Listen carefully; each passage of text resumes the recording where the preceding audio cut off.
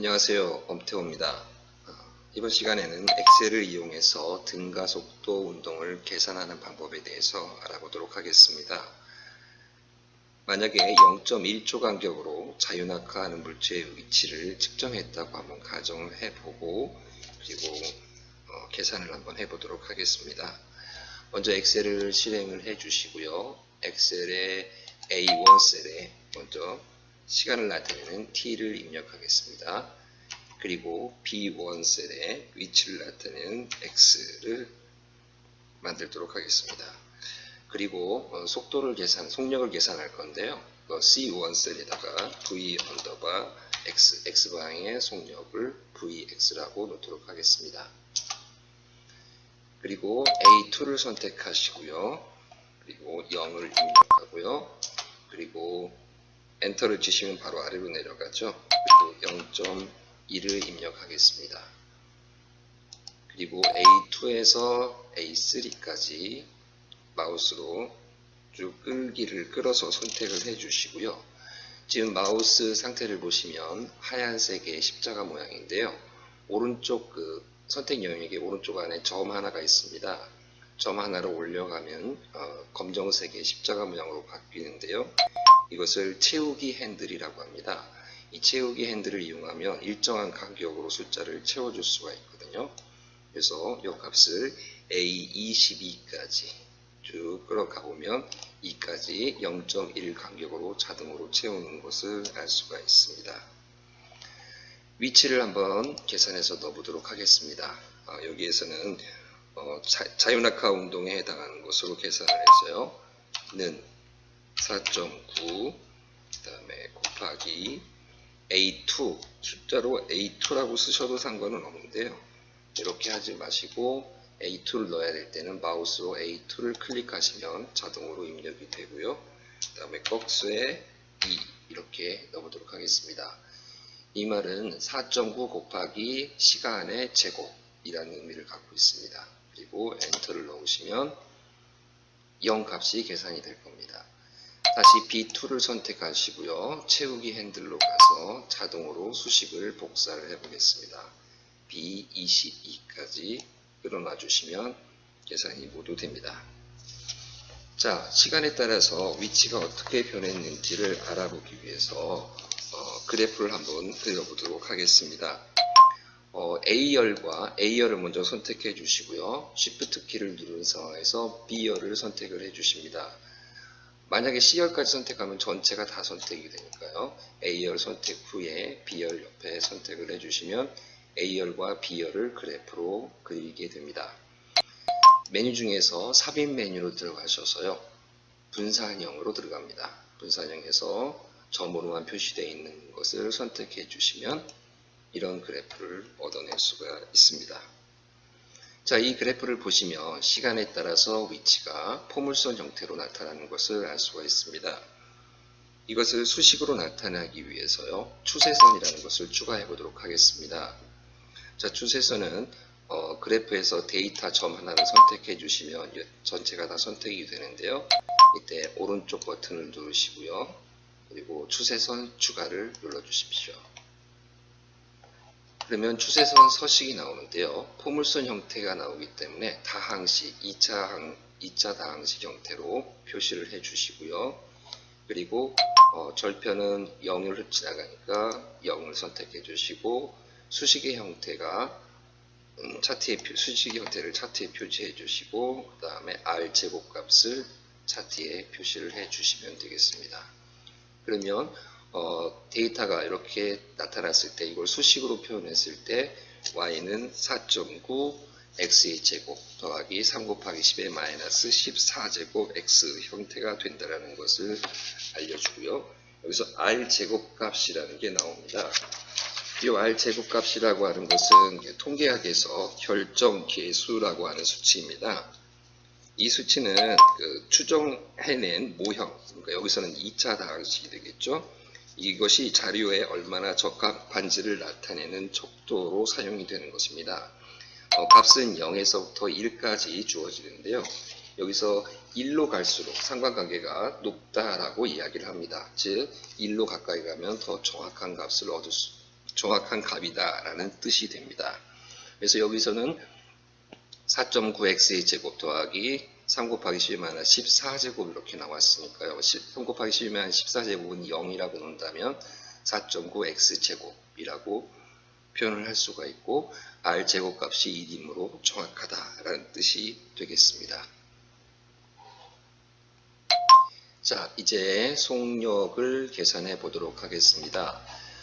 시간이 0초일 때에서 0.1초까지 지나가는 동안에 위치가 0에서 0.049로 이렇게 변했거든요. 그래서 속력이라고 하는 것은 시간 동안 일정한 시간 간격 동안에 얼마나 이동했느냐, 이동 거리를 나타내기 때문에요. 속력은 다음과 같이 계산할 수 있습니다. 는 가로 열고 자, B3에서 B2를 빼면 이동한 거리가 되겠죠. 그리고 지나간 시간은 A3에서 빼기 A2 하면 바로 여기서는 0.1초 간격이 되겠죠. 이 간격이 바로 속력이 될 겁니다. 계산을 해보면요. 0.49가 나오고요. 자, 이것도 수식을 그대로 복사를 해보겠는데요. 여기서 채우기 핸들로 만들어 놓으시고요. 끌고 C21까지 끌도록 하겠습니다. 만약 22까지 끌을 수도 있는데 22까지 끌었을 때 문제점이 발생을 합니다. 여기서 보시면 뒤에서 여기 뒤에 숫자가 들어가야 될 숫자가 없게 되죠. 그래서 이 값은 맞지 않으니까요. 이것은 삭제를 하도록 하고요. C21까지 끌어보도록 하겠습니다. 자, 그러면 이때는 이제 시간에 따라서 속력이 어떻게 변했는지를 알아보기 위해서요. A열과 선택해 주시고 그리고 키보드에 컨트롤 키를 누른 상황에서 C열을 선택을 합니다. 그러면 B를 건너뛰고 C를 선택을 하게 되고요. 삽입해서 차트를 한번 그려보도록 하겠습니다. 분산형으로 들어가고요. 다시 한번 해보도록 하겠습니다. 자, 이 그래프를 보시면 직선 형태가 나오는 걸 알 수 있습니다. 즉 시간에 따라서 비례하는 형태가 되는데요. 이것도 추세선을 한번 그려보도록 하겠습니다. 오른쪽 버튼 누르시고요. 그리고 추세선 추가로 들어갑니다. 자, 이때는 직선 형태가 나오기 때문에 선형으로 선택해 주시고요. 여기서는 0으로 절편을 0으로 하면 그래프가 살짝 어긋나는 것을 볼 수 있을 겁니다. 그 이유는 조금 이따 다시 설명을 드리고요. 여기서는 절편을 체크를 하지 않고요. 수식을 차트에 표시해 주시고 그 다음에 R 제곱값을 차트에 표시해 보도록 하겠습니다. 자, 그러면 다음과 같은 결과를 얻어낼 수가 있습니다. 자, 이 그림을 좀 보시면요. 자, 이 값을 보시면 y는 9.8x 더하기 0.49라고 하는 값이 나왔고요. 그 다음 r 제곱값은 1이라는 값이 나왔습니다. 정확하다는 뜻이 되겠는데요. 여기서 문제가 되는 것이 뭐냐면요. 0과 0.1초 사이에 0.49m/s만큼 속도가 변했다라는 뜻이 됩니다. 자, 그래서 이게 0.49에 해당하는 것이 0에다 놓는 것이 맞느냐라는 걸 생각을 해봐야 되는데요. 여기서는 아마 0과 0.1의 중간에 해당하는 값이라고 보는 게 더 맞을 겁니다. 자, 그래서 여기서 다시 이 원에다 t를 하나 넣어 주시고요. 그 다음에 v_x를 다시 하나 넣어 주시고요. 자, t에는 0과 0.1의 중간에 해당하는 0.05를 해 주시고요.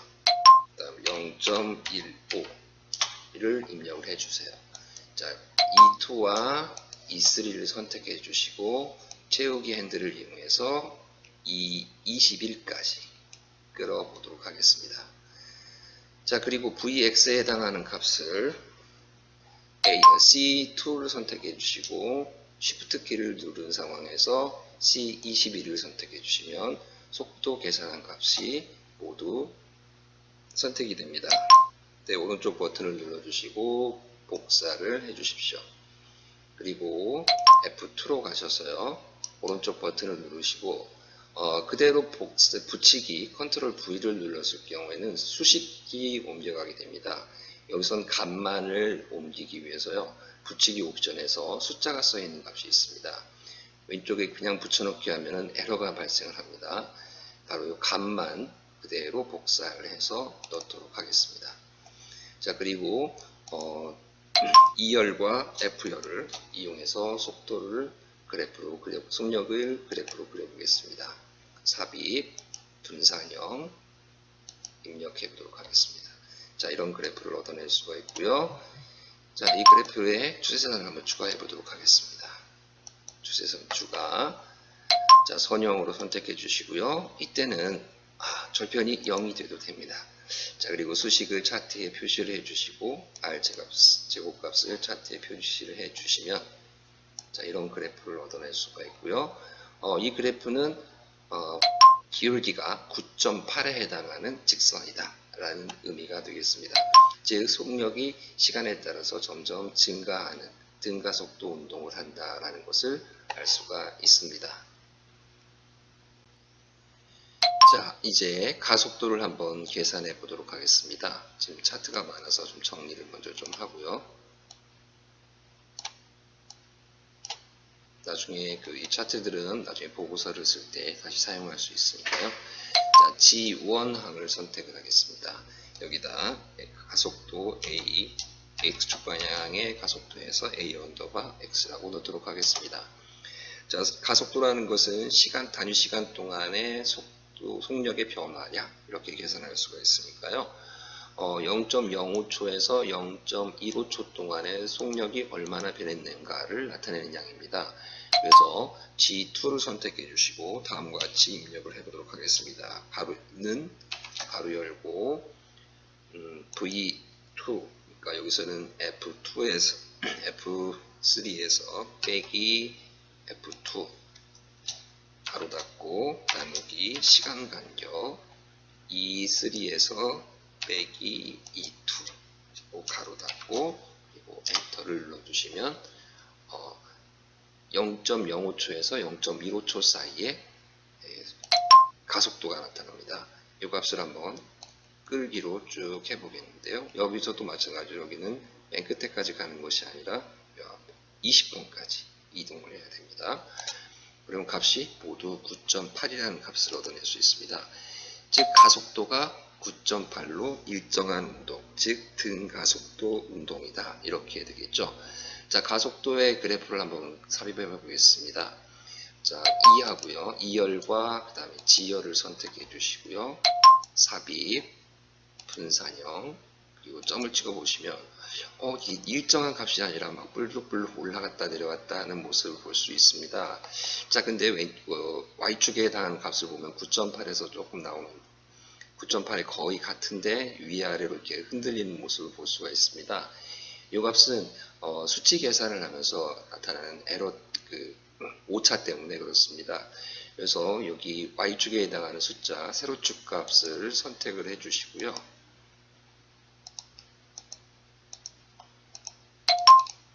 세로축 값을 선택해 주시고 그리고